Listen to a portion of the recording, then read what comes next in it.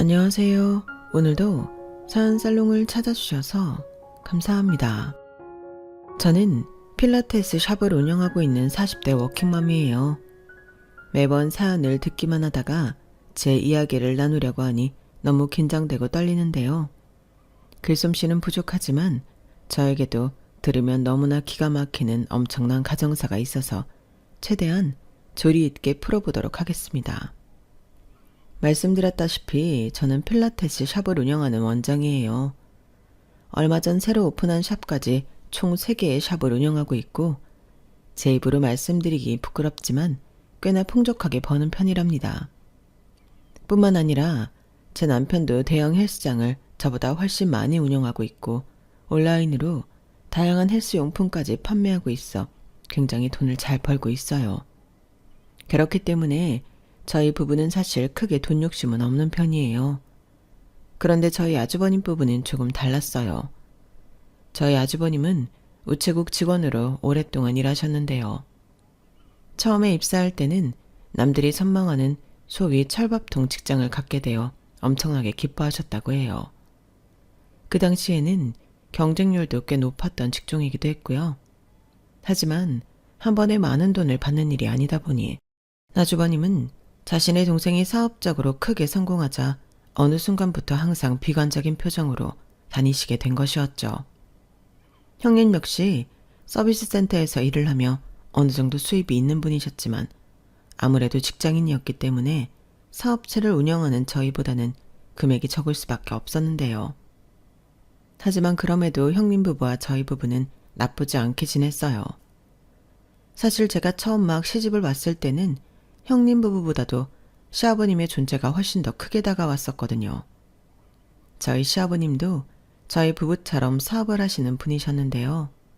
오랫동안 성공적으로 사업을 하셨기에 그 규모가 일반적이지는 않은 정말 큰 사업이었어요. 그런데 시아버님도 항상 행복해 보이지가 않으셨습니다. 이유는 바로 자신의 사업을 물려줄 후계자가 없다는 것이었죠. 큰 놈은 영 사업머리라고는 없어서 도저히 믿고 맡길 수가 없고 작은 놈은 지 사업에만 푹 빠져 지 애비 사업에는 아예 관심이 없으니 그깟 사람 대하는 사업 키우면 얼마나 키울 수 있다고 저리 빠져 사는지 원. 내가 이 나이 돼서도 편히 쉴 수가 없어 쉴 수가.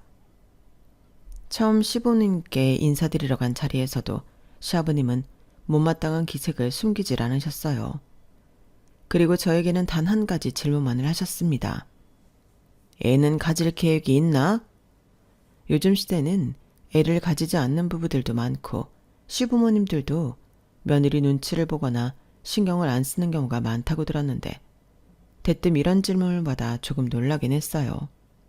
그렇지만 저는 워낙 아기를 좋아하고 어렸을 때부터 내 아이가 생긴다면 정말 든든한 엄마가 되어주겠다는 꿈을 가지고 있었기에 막힘없이 그렇다고 대답해드렸어요. 제 대답에 시어머니는 안도의 한숨을 쉬셨고 시아버님은 만족한다는 듯 가볍게 고개를 끄덕이셨죠. 그리고 대수롭지 않다는 듯이 한마디를 덧붙이셨어요. 많이 낳을 필요도 없다. 아들이기만 하면 돼. 솔직히 그 말을 듣고 잠깐 결혼이 망설여지기도 했었습니다. 오히려 요즘은 딸을 원하는 집안이 점점 늘어나고 있는데 사실 그마저도 바램으로 그치기만 하지. 아들이든 딸이든 귀하게 키우는 추세잖아요. 그런데 초면부터 아들을 낳으라고 하시니까 괜히 이런 집에 시집갔다가 조선시대 때만큼 엄청난 시집살이만 하는 거 아냐? 하는 생각이 들더군요. 그런 제 마음을 눈치챘는지 남편은 집에 돌아오는 길에 저에게 이렇게 말해주었어요. 아까 아버지가 한 말은 신경 쓰지 마. 우리 형이랑 형수가 아이 소식이 없어서 손주 보고 싶은 마음에 조금 세게 말씀하신 거니까. 나는 아버지 사업 물려받을 생각도 없고 아직 생기지도 않은 아이한테 억지로 사업체를 물려받게 하고 싶지도 않아. 아버지가 너무 심하게 얘기하시면 내가 알아서 중간에서 막아줄 테니까 당신은 걱정할 거 없어. 이렇게 똑부러지게 얘기해주니 걱정이 사그라들더군요. 시댁과의 갈등에서 이렇게 내 편을 들어주는 남자가 생각보다 없다던데 내가 남편 하나는 잘 만났구나 하는 생각도 들었고요. 하지만 결혼을 하고 보니 제 생각보다 시아버님의 집착은 예상보다 엄청났습니다. 물론 저희 남편이 자신이 한 말을 지키지 않는 것은 아니에요. 그렇지만 전체적인 집안의 분위기 자체가 무거우니 아무래도 시댁에 가는 일은 항상 지치고 피곤한 일이 되더라고요.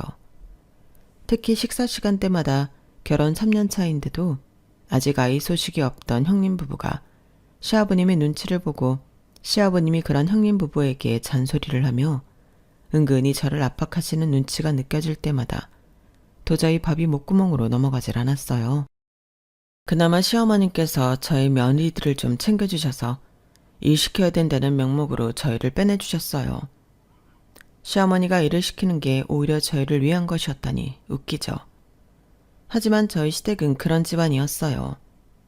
시어머님은 저희를 따로 아래층 주방으로 데려가 과일이며 빵이며 입에 물려주셨어요. 우리 먼저 먹고 나서 디저트로 차려가자. 위에서는 영 입안이 까끌하지? 잔소리 듣는 일도 배가 든든해야 참을 힘이 생기는 법이야. 어서 먹어.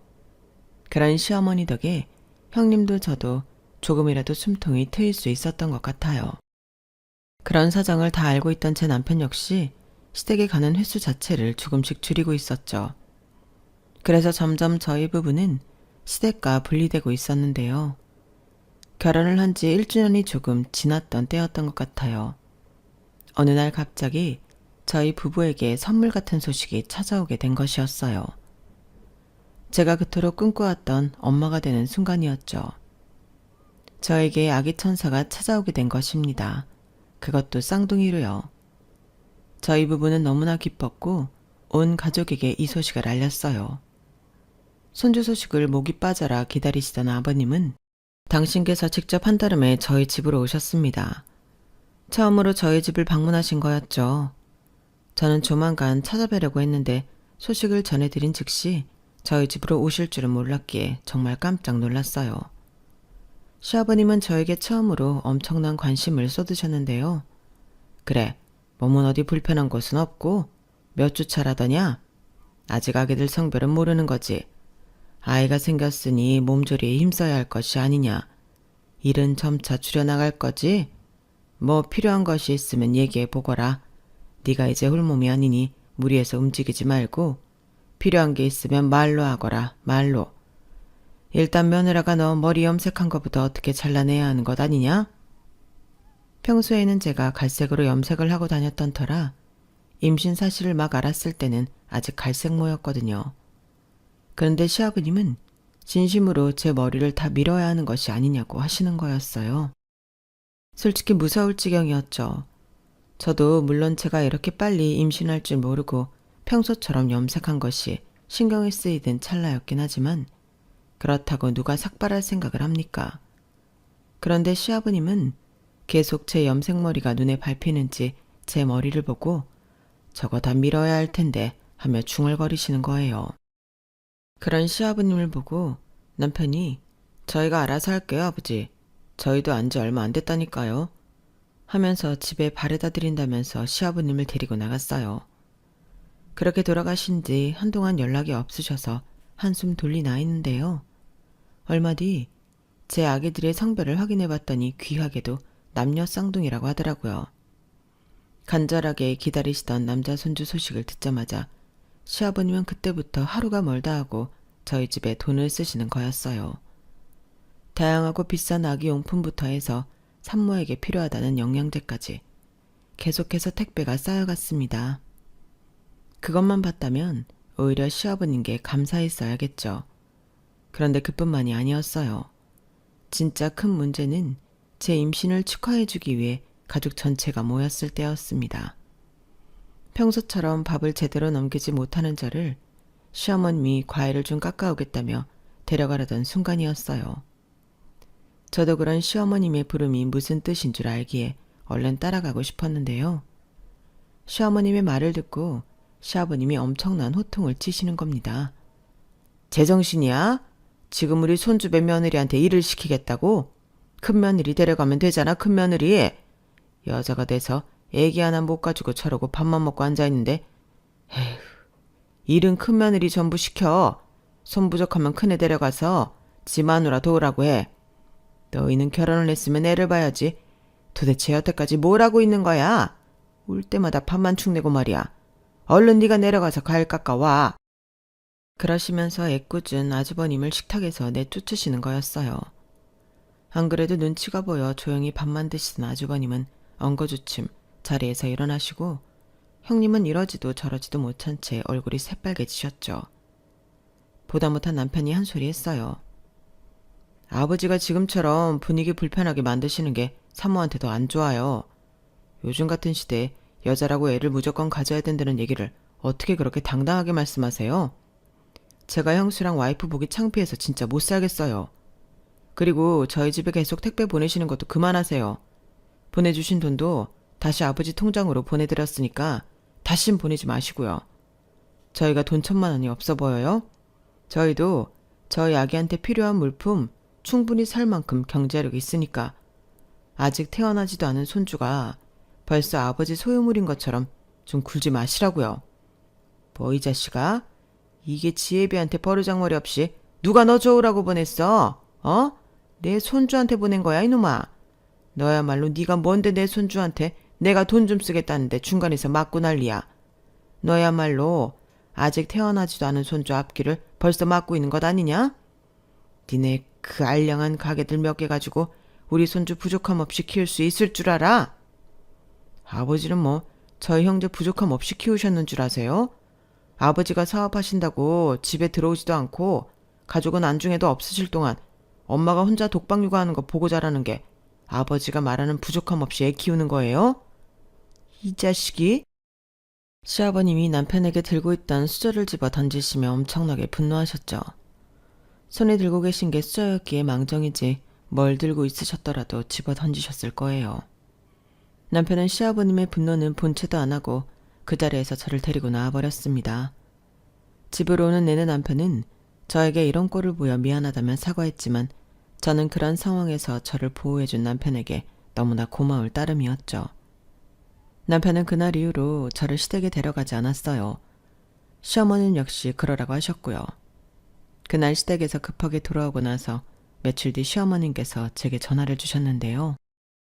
아가 미안하다. 내가 생각 없이 습관처럼 말을 내뱉는다는 게 내가 순간적으로 한 말 실수 때문에 일이 이렇게까지 커질 줄은 몰랐어. 정말 미안하다가 아가. 그날 이후로 몸에 무리가 가거나 하는 건 없지?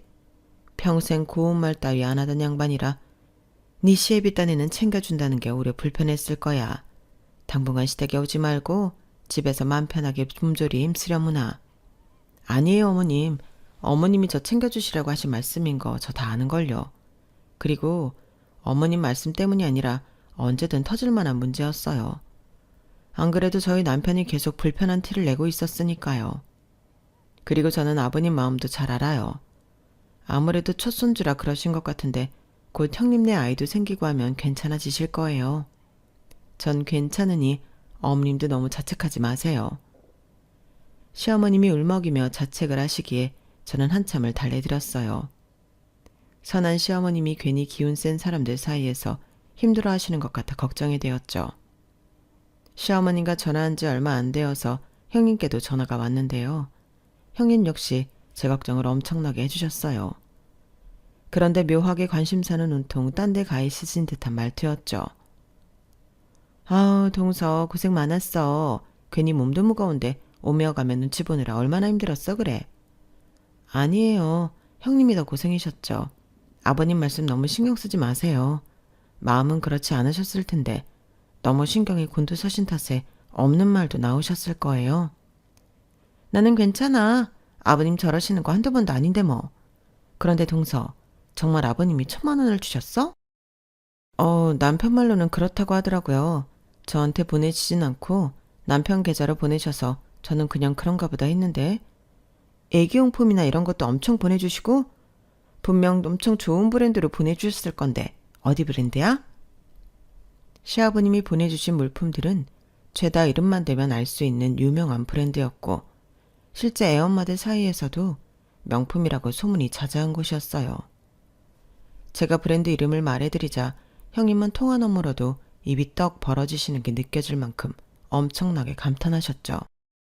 저는 그런 형님의 모습이 그렇게 낯설지는 않았어요.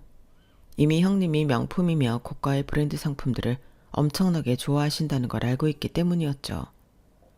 저는 운동을 하는 사람이라 사실 운동복 외에 다른 명품 가방이나 옷, 신발에는 큰 관심을 가지지 않는 성격이거든요. 사실 스포츠 브랜드가 비싸봤자 어느 정도 이상의 금액으로 올라가지는 않고, 또 운동이 아예 직업인 경우에는 겉이 화려한 것보다는 제 몸에 잘 맞는 기능적으로 훌륭한 제품에 더 손이 가기 마련이니까요. 하지만 형님은 저랑은 성향이 정반대셨어요. 어느 정도였냐면요. 형님 부부는 작은 치아와 한 마리를 기르고 계셨거든요. 그런데 어느 날은 형님이 밖에서 저를 만나자고 하시는 거예요. 원래 평일에는 형님이 직장에 나가시니 저를 부르는 경우가 많지 않은데 평일 점심에 약속을 잡으셔서 무슨 일인가 싶어 나가보았죠. 그런데 잔뜩 들뜬 표정으로 형님이 기르시는 치아와 댕기를 품에 소중하게 안고 나오시는 겁니다.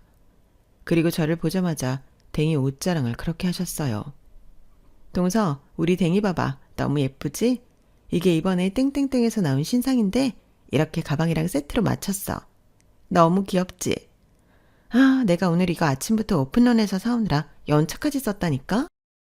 나중에 알고 보니 손바닥만한 강아지 옷이 100만 원이나 하더군요. 세트로 맞췄다는 가방은 400만 원이나 하고요. 그걸 아침 일찍부터 가서 줄 서서 사왔다고 자랑하시는데 사실 저는 이해가 잘 안 가기는 했어요. 하지만 누구나 소중하게 생각하는 게 다를 수는 있으니까 저는 너무 예쁘다고 칭찬하며 최대한 형님께 맞춰드렸죠. 뿐만이 아니라 형님은 언제든 명품 옷이나 가방, 구두 등을 구매하면 저희 부부를 초대해 식사를 했어요. 형님 부부가 저희를 초대하면 저희는 어련히 이번에도 뭔가 장만했구나 짐작하고 가자마자 어머, 이건 뭐예요? 하고 먼저 알아보려고 노력하기도 했는데요. 만약 저희가 잘 못 알아챈다면 형님은 은근히 힌트를 던져주시기도 했어요. 근데 동서는 시계 같은 건 잘 안 차나 보네?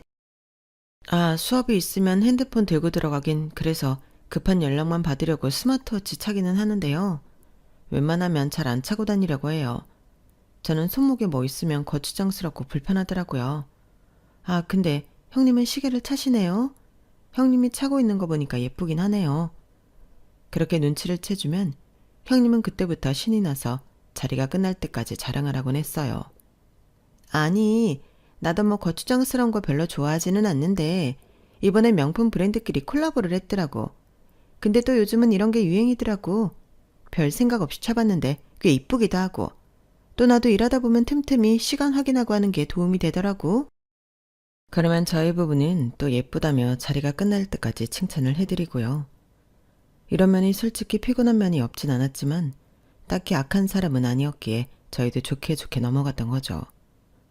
그리고 제가 임신했을 때도 형님은 저를 부러워하시는 티를 굳이 숨기지 않으셨지만 그럼에도 동서 몸조리 잘 하라며 김장 차례는 김장김치도 나눠주는 등 챙겨주시기도 하셨어요.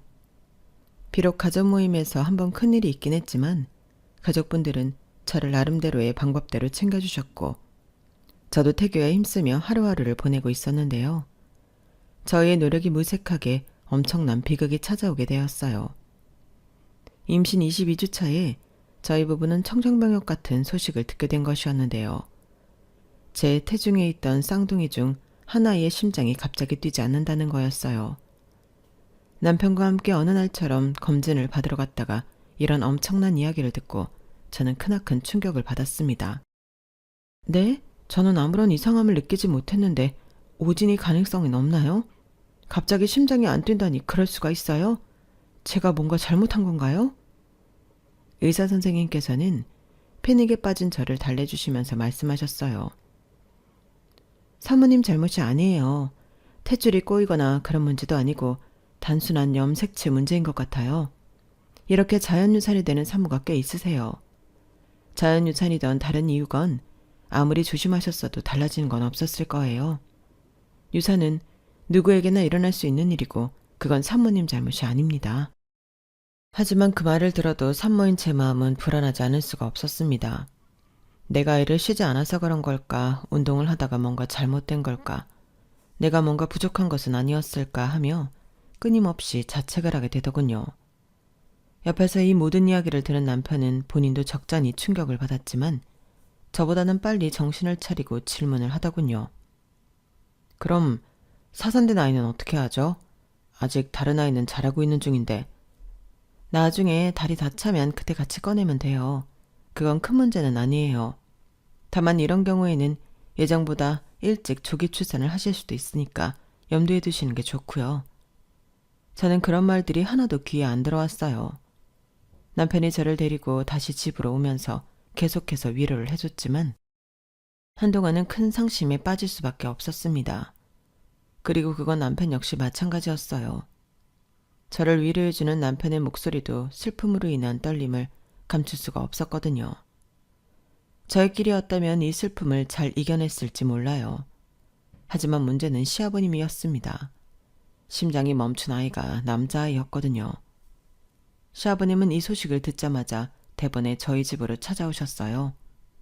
남편은 저를 방 안에 있으라 하고 혼자 현관으로 나가 시아버님을 마주했는데 둘이 싸우는 소리가 안방까지 들려왔죠.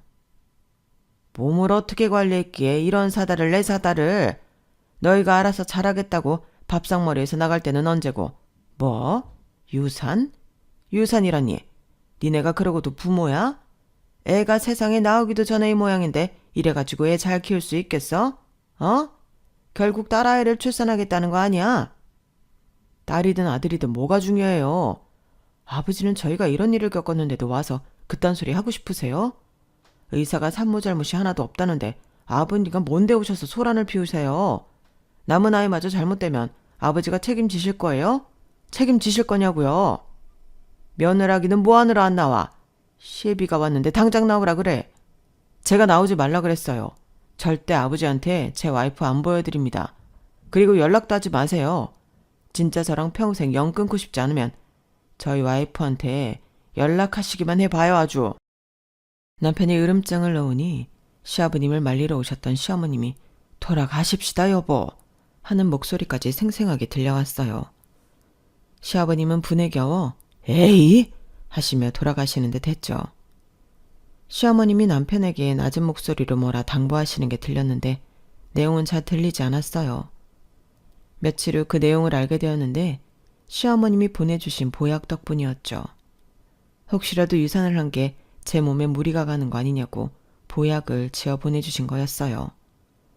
저는 그 약을 받고 얼마나 울었는지 모릅니다. 결국 저는 29주 차에 딸아이를 조기 출산했답니다.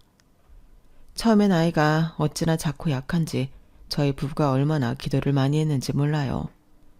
제발 남은 딸아이마저 데려가지 말아달라고요.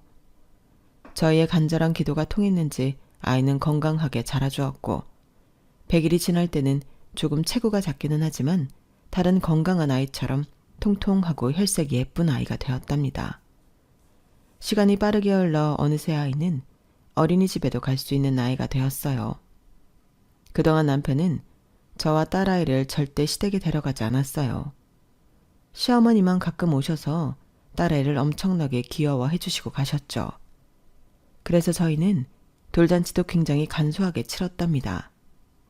시아버님은 시아버님대로 고집을 꺾지 않으시고 한 번도 제게 연락하시거나 저희 집으로 딸아이를 보러 찾아오지 않으셨어요. 저희 남편과 시아버님이 서로 팽팽하게 신경전을 하는 동안 갑자기 태세가 바뀐 사람이 있었으니 바로 아주버님이셨습니다. 가끔 혼자서만 가족 모임에 다녀온 남편의 말로는 아주버님이 살살 눈치를 보면서 은근히 이간질을 하더라는 것이었어요. 가령 이런 식으로요. 재수씨는 아무래도 둘째 같기는 몸이 많이 부담되지 않나? 유산이 그게 여자 몸에 별로 좋지가 않대. 아마 한 번 더 임신하는 것 자체가 어려울 수도 있어. 네가 잘해드려 임마. 그러면서 자기네 부부는 시험관을 통해 임신을 시도하고 있다고 하시더니 얼마 후 정말로 임신 소식을 알려오는 것이었습니다. 결혼을 6년 만에 생긴 아이라 아주버님 부부는 엄청나게 기뻐하셨고 시부모님 역시 크게 축하를 해주셨다고 했어요. 그런데 더욱 놀라운 사실은 형님이 임신 17주 차였다는 것이었죠. 형님 부부는 아이의 성별을 먼저 확인하고 서프라이즈로 말씀드리고 싶었다면서 뒤늦게 소식을 알린 것이라 했어요. 임신은 초기가 힘든데 17주차까지 비밀로 했다니 정말 대단하다는 생각이 들었는데요. 저는 남편을 통해 소식을 듣자마자 형님께 연락드려 너무 축하한다고 말씀드렸어요. 형님, 너무 축하드려요. 어떻게 그렇게 감쪽같이 숨기셨어요? 너무 놀랐어요. 몸조리 잘하시고 다음에 한번 찾아뵐게요. 형님 뭐 드시고 싶은 거 없으세요? 아니야. 나는 이제야 입덧이 시작하는지 사실 더 이상 숨길 수가 없어서 말씀을 드린 거거든. 요즘 먹고 싶은 것도 없고 몸이 너무 힘들어. 그래서 말인데 웬만하면 우리 집에 안 찾아와 주면 안 될까? 축하해주고 싶은 마음은 알겠는데 우리는 6년 만에 겨우 가진 아이라 최대한 조심하고 싶어서 그래. 나중에 출산하고 나면 그때 찾아와줘. 형님의 그런 마음이 이해가 된 저는 알겠다고 하고 웬만하면 찾아가지 않고 연락만 드렸어요. 형님은 유난히 몸이 약하셨던 건지 출산까지 밖에 나오시는 일이 거의 없었고 시댁에서도 찾아가지 않았다더군요. 그러면서 계속해서 시아버님과 연락만 많이 하셨다고 했어요. 시아버님 역시 제가 임신했을 때처럼 엄청난 물량 지원을 아끼지 않으셨고 형님이 달라고 하는 건 뭐든지 다 해주셨다고 하더라고요. 시간이 흘러 형님은 무사히 출산을 하셨고 저희는 이제야 형님을 오랜만에 뵙고 축하를 드릴 수 있겠구나 싶었죠. 시어머님도 내심 손주를 보실 생각에 들떠하시는 것 같았어요. 그런데 출산 직후에도 형님네 부부는 가족을 만나지 않았어요. 형님도 아이도 너무 약해서 혹시라도 외부인을 만나면 탈이 날지도 모른다면서요. 결국 저희 가족들은 형님 부부가 100일 잔치를 하신다고 했을 때야 찾아갈 수 있었답니다. 저는 몇 년 만에 시아버님을 뵙는 자리였는데 시아버님은 저와 제 딸은 안중에도 없으시고 조카만 보러 가셨어요. 저는 오히려 아기가 있는데 쓴소리를 하지 않으신 것만으로도 다행이라고 생각했죠. 갓 100일 된 조카를 보는데 아기가 얼마나 이쁘던지 시부모님 입이 귀에 걸리시더군요. 그런데 그때쯤부터인가 형님 부부가 점점 변해가기 시작했어요. 남편도 이제 손주가 생겼으니 시아버님이 좀 누그러졌겠다 싶었는지 저와 제 딸을 조금씩 가족 모임에 데려가기 시작했는데 갈 때마다 저희 가족에게는 조금의 관심도 주지 않으시더군요. 어느새부턴가 아주버님은 시아버님한테 대놓고 돈을 요구하셨고 형님은 아들만 안고 집안일은 전부 나 몰라라 하셨죠. 덕분에 시댁에 갈 때마다 시어머님을 도와서 요리하고 설거지하는 등의 일은 전부 더 혼자 도맡아 하게 되었어요. 그게 그렇게 크게 힘든 일은 아니었지만 점점 형님 부부가 낯설어지는 느낌이 들기는 하더라고요. 불안하던 분위기 속에서 어느 날 아주버님이 결국 사달을 내시더라고요. 그날은 설날이었는데 온 가족이 모여 화기애애하게 지내려고 하고 있었어요.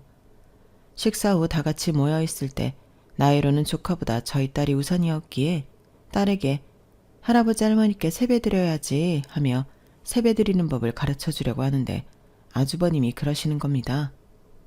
아버지, 저희 애기도 바로 세배 드릴 테니까 용돈 좀 두둑히 주세요. 저희 아들이 벌써 첫 걸음마를 떼려고 하더라니까요.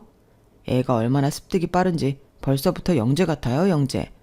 얼른 저희 아들 세배 받으세요. 뭐해 재수지? 아직 애기 세배 안 드렸어? 얼른 비켜봐봐. 우리 아들 세배가 중요하지 딸내미 세배가 중요한가? 그 말에 남편이 발끈해서 아주버님께 말했죠. 세배를 돈 받으려고 해? 딸내미 세배가 안 중요하다는 건 무슨 소리야? 형 애 생겨서 기쁜 건 알겠는데 말 좀 가려서 해. 우리 딸은 이제 어른들 얘기 다 알아듣는다고. 자기 자식 중하면 남의 자식 중한 줄도 알아야지. 그게 큰아빠가 돼서 할 소리냐? 그런데 아주버님은 남편 말은 들을 생각도 안 하고 어느새 조카를 데려와 절을 시키더군요. 남편과 저는 어이가 없었지만 시아버님도 여전히 남편과 냉전 중이었기에 별 말씀을 안 하셨고요. 결국 그날 이후로 저와 제 딸은 또다시 시댁에 가는 일이 드물게 되었죠. 저는 그래도 저희 딸이랑 남편이랑 셋이 행복하게 살아가고 있기 때문에 괜찮았어요. 가끔 오시는 시어머님도 넘치게 사랑을 주고 가셨기 때문에 불편한 것은 없었습니다. 그런데 형님 부부의 욕심은 도를 지나쳐 점점 시어머님도 불편한 기색을 내비치시더군요. 아유, 큰아기는 아주 돈독이 바짝 올라가지고 무슨 애기한테 몇백만 원짜리 가방을 산다고 유난을 떨더라 하죠. 애가 그거 몇 번이나 입는다고. 애기들 쑥쑥 커서 금세 작아질 텐데 말이야. 일도 관두고 입에 있으면서 손 하나 까딱을 안 하고. 아휴.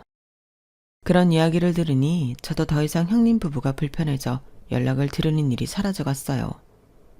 물론 형님 부부가 예전처럼 저희를 부르는 일도 싹 사라졌고요. 그렇게 형님 부부와 점점 남보다도 못한 사이가 되어가고 있을 때였습니다. 저희 가족에게는 또 한 번의 큰 시련이 닥치게 되었어요. 시아버님이 운전을 하시다가 그만 큰 사고가 나셨다는 겁니다. 그날은 비가 많이 오는 날이었는데 고속도로에서 미끄러진 차량 때문에 삼중 추돌 사고가 크게 나버린 것이었죠. 시아버님은 갑자기 급커브를 틀며 미끄러지는 차량을 피하지 못하시고 그대로 사고를 당한 것이었는데요. 시아버님 연세도 있으시고 사고도 꽤나 컸기 때문에 소식을 듣자마자 저희 부부는 즉시 병원으로 달려갔어요. 의사 말로는 흉부에 박힌 유리가 너무 깊게 박혀 곧바로 수술을 해야 한다고 하더군요. 자칫 잘못해서 유리 조각이 더 깊게 들어가면 사망하실 수도 있다면서요. 그렇게 시아버님은 곧바로 수술을 하게 되었고 엄청나게 큰 수술이었기 때문에 수술 시간 자체도 굉장히 길었어요. 그동안 저는 너무 크게 놀라신 시어머님을 위로해드리며 기다리고 있었는데요. 뒤늦게 소식을 들은 형님 부부가 병원에 도착했어요. 남편은 급한 대로 딸을 친정에 맡기기 위해 잠시 자리를 비운 상태였죠. 아주버님은 도착하자마자 저에게 자초지종을 물었고 저는 상황을 자세하게 설명해드렸어요. 수술이 끝날 때까지 기다려봐야 결과를 알 수 있다는 말에 아주버님은 굉장히 복잡한 표정으로 일단 알겠다고 하셨습니다. 그러더니 저에게 이런 질문을 하셨어요. 근데 재수씨, 수술비는 어떻게 했어요? 이렇게 큰 수술이면 비용도 만만치 않을 것 같은데. 아직 수납하라는 말은 못 들었어요. 응급실로 오자마자 바로 보호자 동의받고 수술부터 한 거라. 가서 물어볼까요? 수술비는 재수씨네가 일단 내는 거죠? 저희의 수중에 그런 큰 돈도 없고 돈 잘 버는 재수씨네가 일단 내줘요. 나중에 저희도 형편이 좀 나아지면 도울게요. 항상 명품을 살 때마다 자랑하던 형님 부부를 오래 봐서 저도 누이 뜨인 걸까요? 저는 그 순간 아주버님과 형님이 머리끝부터 발끝까지 명품으로 치장하고 있다는 게 눈에 들어오더군요. 저에게는 돈이 없다면서 본인들의 몸은 휘황찬란하게 명품으로 휘감고 있다는 게 기가 찼어요. 그리고 불안과 두려움에 떨고 계시는 시어머님께는 단 한 번도 눈길도 안 주면서 시아버님 수술 내용도 듣는 둥 마는 둥 하고 물어본 첫마디가 수술비라뇨. 돈 좋아하고 명품 좋아하는 분들이란 건 진작에 알고 있었지만 넌덜머리가 나더라고요. 저랑 같은 생각이셨는지 시어머님이 처음으로 큰 소리를 내셨어요. 야, 이 몰상식한 것들아. 너희는 지금 니네 아버지가 죽게 생겼는데 이 와중에 돈 걱정부터 앞서더냐? 아무리 돈에 눈이 멀어도 그렇지 사람 새끼로 태어나서 자기 부모가 생사를 오가는데도 눈 하나 깜짝을 안 해? 병원비든 수술비는 내 돈으로 낼 거다. 됐냐? 이것들이 아들 하나 낳았다고 오냐오냐 해주니까 기어이 선을 넘는구나 이거사. 네 아버지가 죽게 생겼다고? 그러자 옆에서 듣고 있던 형님이 이러시는 겁니다. 아니 어머님, 말씀을 왜 그렇게 하세요? 저희도 소식 듣자마자 걱정돼서 달려온 거예요. 그리고 저희가 돈 없는 건 모두가 알고 있는 사실인데 없는 사람이야 당연히 돈이 가장 큰 걱정 아니에요? 우리가 뭐 동서한테 수술비 내라고 협박했어요? 일단 좀 부탁하는 거잖아요. 눈 하나 깜짝 안 하고 도리어 말대꾸를 하는 형님을 보니 대화가 안 되겠다 싶었습니다. 저는 시어머님을 진정시키고 제가 병원비 내겠다고 지금 내러 가겠다고 하고 정말로 그 자리에서 수술비를 결제하러 다녀왔어요. 돌아오니 마침 수술을 다행히도 잘 마쳤다는 의사 선생님의 말씀을 들을 수 있었고 저희 가족의 싸움은 흐지부지 되었어요. 의사 선생님의 말에 다행이라며 그 자리에서 다리가 풀려 주저앉으시는 시어머니를 데리고 병실로 모셨죠. 시아버님은 중환자실에서 한동안 의식을 차리지 못하고 계셨습니다.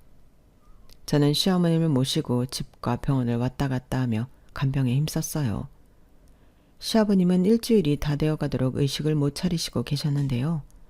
하루는 시어머님을 또 모시고 병실로 들어서는데 시아버님 침대 앞에서 형님 부부가 속닥거리는 모습을 봤어요. 이른 시간이라 병실 안이 조용했기 때문에 둘의 대화는 전부 들릴 수밖에 없었죠. 아버님 왜 안 깨어나시지? 곧 정신을 차릴 거라고 하더니만. 수술이 잘 됐다고 하니까 기다려봐야지 뭐. 진짜 돌아가시는 줄 알고 깜짝 놀랐네 정말. 돌아가셨으면 유산은 전부 우리가 받는 거 아니야? 그럼 더 좋은 거 아닌가? 아니야. 그러면 남은 가족들이 나눠 갖게 되잖아. 살아생전에 잘 말씀드려서 재산 증여를 받는 게 더 나아. 우린 아들이 있으니까 잘 말씀드리면 해주실 거야. 그렇다면 다행이네. 수술비랑 입원비 전부 동선에게 해주는 거 맞지? 수술비는 이미 다 결제했더라고. 아, 다행이다. 이번에 샤넬에서 신상백이 나와서 돈 모아두는데 하마터면 날릴 뻔했잖아. 동서가 사람이 참 맹하고 착해서 다행이야. 두 사람의 충격적인 대화를 들으니 저도 분노할 수밖에 없더군요. 그런데 저보다 시어머님이 더 빨랐어요. 이것들이 뭐가 어쩌고 저째? 지금 아버지 병상에서 그게 할 소리야?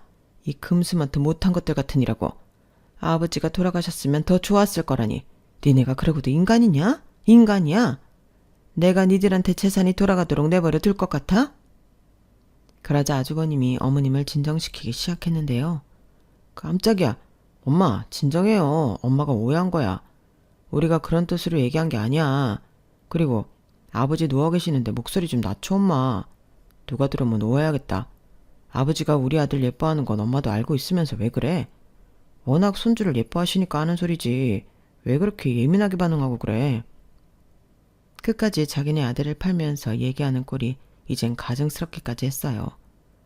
그런데 시어머니는 그 순간 가방에서 서류 하나를 꺼내 형님 부부에게 던지셨습니다. 그리고는 다시 한번 호통을 치셨는데 너무나 충격적인 이야기가 아닐 수 없었어요. 누구 아들? 그 애가 누구 아들인데 네 아빠가 이뻐해? 아주 임신했다고 유난을 떨어대더니만 어디서 애를 입양해 와서는 친자식 행세를 하려 해? 그걸 가지고 네 부모를 끝까지 속일 셈이었더냐? 내가 진즉에 이상하다고 생각은 들었다만 어디 이런 천일공노할 짓을 벌일 줄이야. 언제까지 손바닥으로 하늘을 가리려고 했어? 시어머님이 던지신 서류는 바로 입양 서류였습니다. 형님 부부는 그동안 온 가족을 감쪽같이 속이고는 아들을 낳은 척 해왔던 거였어요. 그렇게 가족들에게 사기를 치면서까지 아들을 가지려고 했다는 게 소름이 돋더군요. 단지 자기들 욕심을 위해서요. 시어머님이 던진 입양 서류를 보자마자 형님 부부는 그 자리에서 사색이 되어 빌기 시작했어요. 어머님, 저희가 사기를 친 게 아니라 아버님 기쁘게 해드리려고 한 거예요. 아버님이 아들 손주를 그렇게 갖고 싶어 하셨잖아요. 저희는 아버님 선물이라고 생각하고 입양한 거예요. 정말 나쁜 의도는 하나도 없었어요. 제발 믿어주세요. 저희가 아기를 가지고 그런 게 아니에요. 한 번만 눈 감아주세요, 어머님. 딱 한 번만요. 맞아, 엄마. 아버지가 맨날 아들 타령만 하는데 그럼 어떡해? 엄마도 손주가 생기고 아버지 누그러지니까 좋아했잖아. 우리는 효도하려는 의도 하나밖에 없었다고. 정말이야, 엄마. 제발 아버지한테 말하지 마. 다 큰 어른 둘이서 무릎 꿇고 기면서까지 싹싹 비니 그 모습이 괴기하기까지 했어요. 정말 돈 욕심에만 찌들어 그렇게 비굴하게 빌어대는 모습이라뇨. 그런데 그 순간 저는 시아버님이 두 눈을 뜨고 이 모든 광경을 다 지켜보고 있는 걸 발견했습니다. 언제부터 깨어나셨던 건지 모르겠지만 뭐라고 말을 하고 싶으신데 몸은 못 움직이시고 분노에 찬 눈빛으로 형님 부부를 보고 계시기만 하더라고요. 저는 일단 재빨리 호출벨을 눌러 의사 선생님께 시아버님이 깨어났다는 사실을 알렸어요. 시아버님이 깨어있었다는 걸 깨닫자 형님 부부는 기함을 하며 놀라더군요. 아버지, 언제부터 깨어 계셨어요? 어디부터 들으신 거예요? 아버지, 다 오해예요. 제가 다 설명할게요. 아버지, 저희가 아버지를 속인 게 아니라. 그때 급하게 들어오신 의사 선생님이 아주버님을 말렸습니다. 이봐요, 뭐 하시는 거예요? 환자가 안정을 취하도록 돕지는 못할 망정 물러나세요. 경비 부르기 전에. 하지만 의사 선생님의 만류에도 형님 부부는 시아버님의 팔을 붙잡고 오해라며 떨어질 줄 몰랐고 결국 경비원에 의해 쫓겨나게 되었어요. 뒤늦게 이 모든 이야기를 들은 남편은 불처럼 화를 냈고 그때부터 모든 일을 제쳐두고 시아버님이 태어나시기 전까지 병실 앞을 지켰죠. 병실은 1인실로 옮겼고요. 또다시 찾아와 시아버님을 못살게 굴지도 모르는 일이었으니까요. 그리고 실제로 형님 부부는 수차례 병실 앞을 찾아왔고 남편과 병원 경비들에 의해 쫓겨나곤 하셨습니다. 저와 시어머님이 그런 그들에게 눈길도 주지 않고 조용히 시아버님 간병을 해드렸을 뿐이었어요. 다행히 시아버님은 몸을 회복하셨고 몇 개월 후에는 퇴원도 하게 되었습니다. 당분간은 쉬시면서 회복에 전념하시는 것 같았는데 어느 날 저희 부부와 형님 부부를 부르시더군요. 아이들도 전부 데려오라고 하셔서 형님네도 아들을, 저희도 딸아이를 데리고 갔어요. 시댁에 가보니 문 앞에 웬 정장을 입은 건장한 남자들이 있었어요. 저희는 못 본 채 하고 들어가 시아버님을 배웠죠. 가족들이 다 모이자 시아버님은 문 앞에 있던 남자 2명을 부르셨습니다. 그러더니 형님네 부부를 붙잡고 있으라고 하시더군요. 그 말에 아주버님과 형님이 아버지 하며 억울하다는 듯 불렀지만 두 남자는 말없이 시아버님이 시키시는 대로 둘을 제 앞에 붙잡고 있었어요. 시아버님은 그 둘을 보며 그제야 입을 떼셨습니다. 니네 둘은 앞으로 우리 가족이 아니다. 알겠어? 내가 그날 그 병실에서 처음부터 끝까지 전부 듣고 있었다. 너희 둘이 내가 죽는 게 이득인지 안 죽는 게 이득인지 저울질 하던 것부터 네 애미가 진실을 밝히자마자 말도 안 되는 변명을 한 것까지 전부 다. 내가 그동안 천치라서 너희들 욕심을 채워주고 있었는 줄 아느냐? 그래도 너희들이 배 아파 낳은 자식, 너희들한테 돈이 가면 아들이라도 제대로 챙길 줄 알았더만 아들은 나 몰라라 하고 너희들 배만 채우고 있었더구나. 나도 손주의 눈이 멀어 잘못 판단한 탓이 있으니 준 걸 도로 빼앗지는 않겠다. 그러니까 여태 뽑아먹은 걸로 둘이 알아서 잘 살든지 해라. 애는 여기 두고. 너희같이 짐승만도 못한 것들에게 어떻게 아이를 맡길 수가 있겠느냐. 앞으로 이 아이 우리 집 둘째네 가족 근처에 얼씬도 하지 말고 가거라. 오늘보다 더 험한 꼴 당하고 싶지 않으면. 시아버의 말이 끝나자 형님네 부부는 몸서림을 치며 울부짖었어요. 아버지 저 장남이에요. 어떻게 이래요 아버지? 저희 얘기도 좀 들어주셔야죠.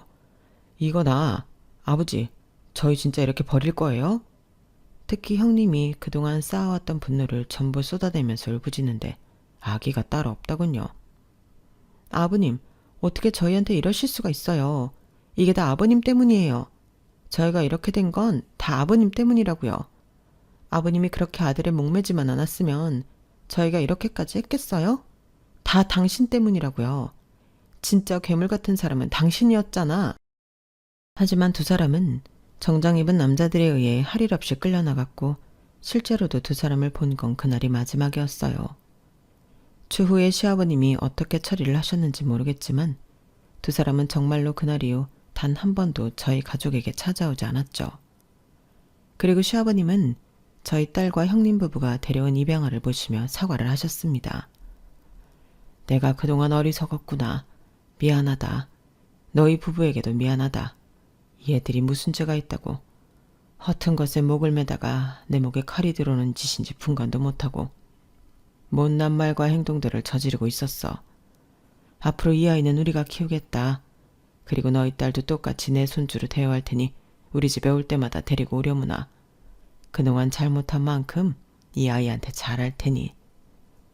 눈시울까지 붉어지며 사과를 하시는 시아버님의 모습을 보니 그 전에 위험 있던 모습은 다 어디 갔는지 한없이 작아 보이시더군요.